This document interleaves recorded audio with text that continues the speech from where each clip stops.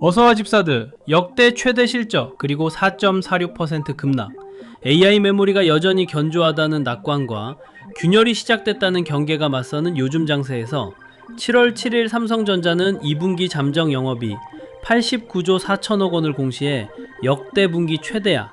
그런데 두 주가 지나기 전인 7월 20일 코스피는 하루 만에 304.33포인트 4.46% 무너져 6516.27로 주저앉아 회사는 역사상 가장 많이 벌었다는데 시장은 그 회사가 큰 축을 차지하는 지수를 통째로 던진 거야. 이게 남의 얘기가 아닌 게 삼성전자와 SK하이닉스 두 종목의 시가총액이 코스피 절반을 넘어. 코스피에 돈이 있다면 누구든 이 판정의 당사자라는 뜻이지.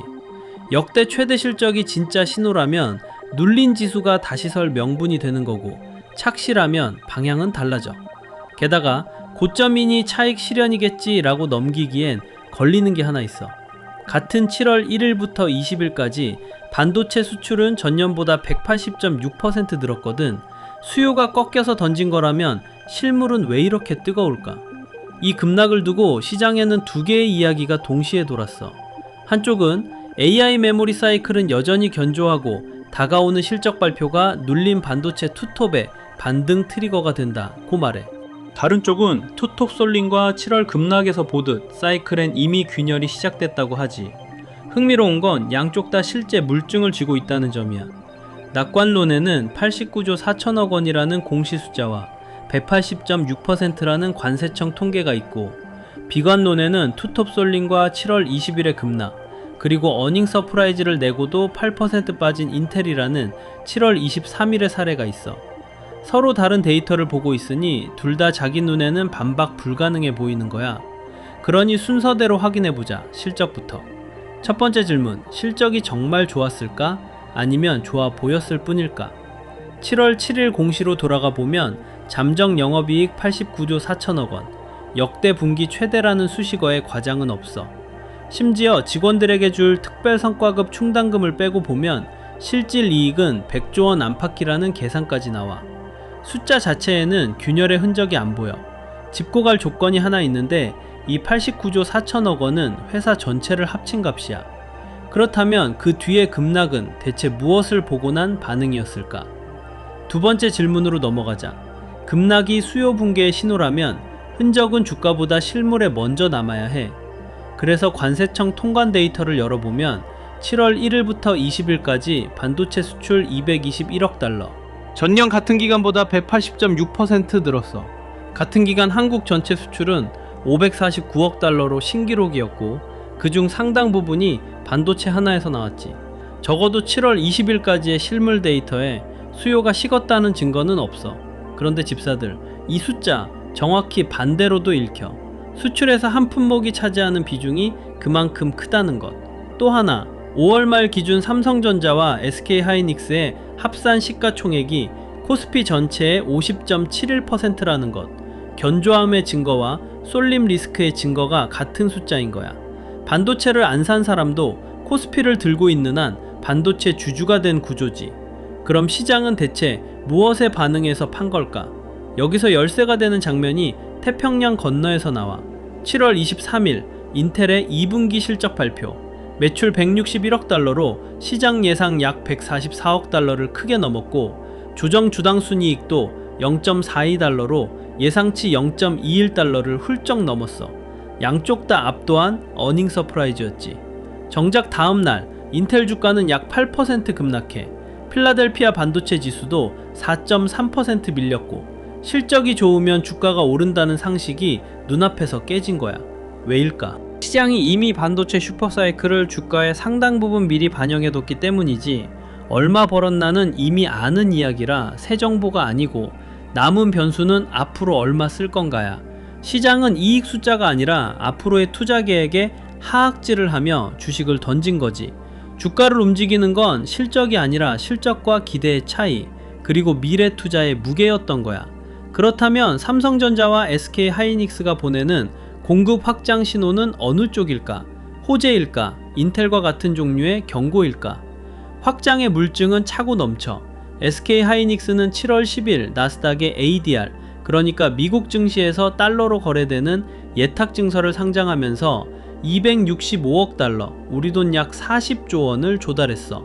외국 기업의 미국 IPO 사상 최대였지.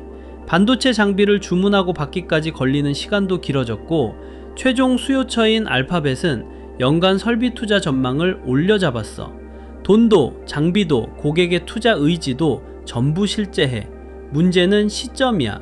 이 확장은 전부 지금이 아니라 몇 년 뒤에 도착할 공급이거든.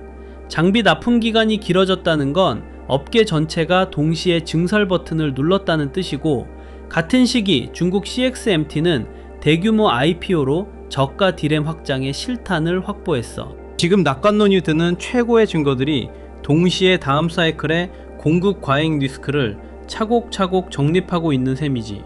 낙관론과 비관론은 서로 다른 데이터를 보는 게 아니라 같은 데이터를 다른 시차로 보고 있는 거야. 이제 마지막 질문이야. 실적 발표 당일에 우리는 어디를 봐야 할까? 먼저 헤드라인에 속지 않을 준비가 필요해.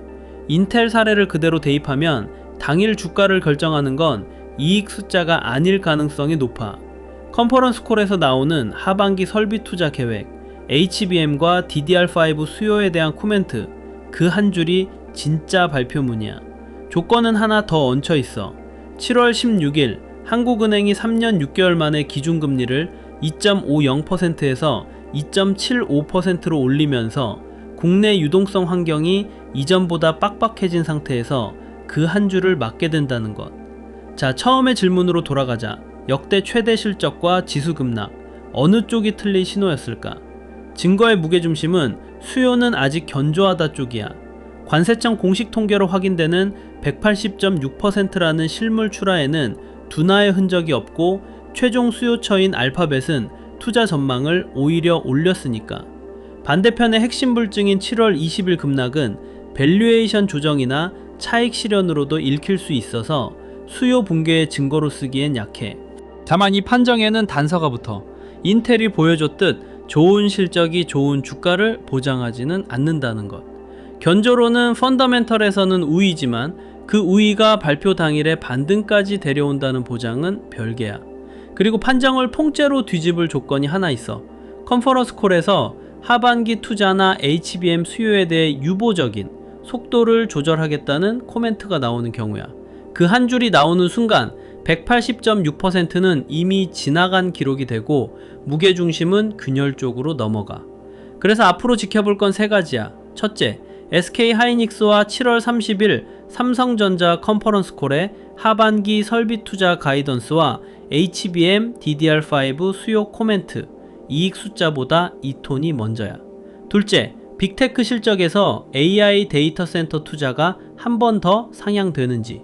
셋째, 관세청의 7월 전체 확정 통계에서 반도체 수출 증가율이 월말까지 유지되는지. 정리하면 이래.